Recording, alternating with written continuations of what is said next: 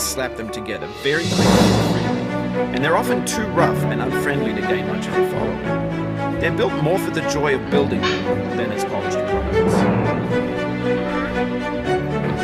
In a certain way, Sexy Hiking is the perfect embodiment of a big game. It's built almost entirely out of round and recycled parts, and it's one of the most unusual and unfriendly games of its time.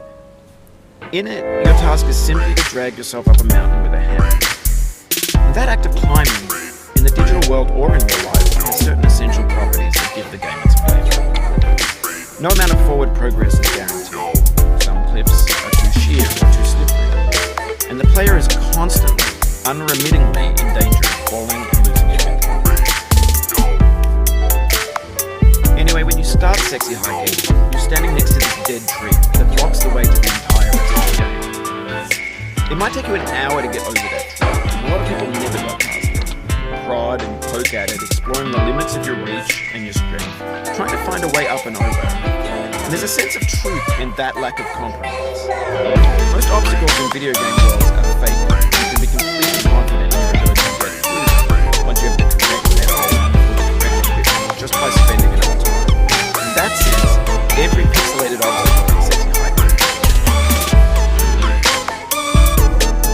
The obstacles in Sexy Hiking are real, and that makes the game unique.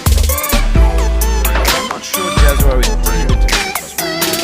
The frustration is just essential to the act of climbing, and it's authentic to the process of building a game about climbing. A funny thing happened to me as I was building this movie. I'd have an idea for a new obstacle, and I'd build it, test it, and it would usually turn out to be unreasonably hard. But I couldn't bring myself to make it easy. It already felt like my inability to get past the new obstacle was my fault as a player rather than as a builder. Imaginary mountains build themselves from our efforts to climb them, and it's our repeated attempts to reach the summit that turns those mountains into something. When you're building a video game world, you're building with ideas, and that can be like working with success. You mold your ideas into a certain shape that can be played with, and in the process of playing with them, they begin to harden and set until they're immutable like rock. At that point, you can't change the world, not without breaking it into pieces and starting fresh. For years now, people have been predicting that games will soon be made out of fabricated objects, bought in a store, and assembled on the floor. And for the most part, that hasn't happened, because the objects in the stores are trash. I don't mean they look bad or that they're badly made. I mean they're trash in the way that food becomes trash as soon as you put it in the system. Things are made to be consumed and used in a certain time. And once the moment is gone, they transform into garbage.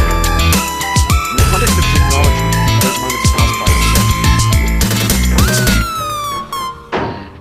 Over time, we've poured more and more refuse into this vast digital landfill that we're now vastly outnumbered and our lives are fresh and untainted and unbothered.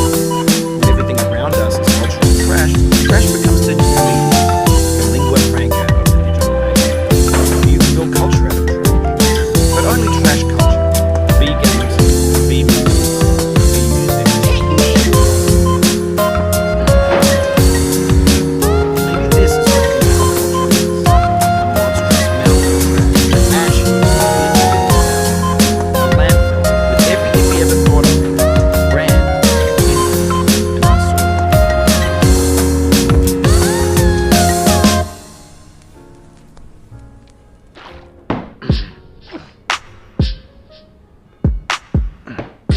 There's 3D models of breakfast, Gen X's fanfic novels, scan magazines, green screen Shia LaBeouf, banned snuff scenes on LiveLeak. Facebook's got lifelike bots with unbranded adverts and candid shots of Kanye and Taylor Swift mashups, car crash epic Russian dashcam vids, discussions of McRibs, discarded, forgotten, unrecycled, muddled, rotten, untitled. Everything's fresh for about 6 seconds, until some newer thing beckons, and we hit refresh. And there's years of persevering, disappearing into the pile, out of style, out of sight. In this context, it's tempting to make friendly content that's gentle, that lets you churn through it but not earn it. Why make something demanding if it just gets piled up in the landfill, filed in with the bland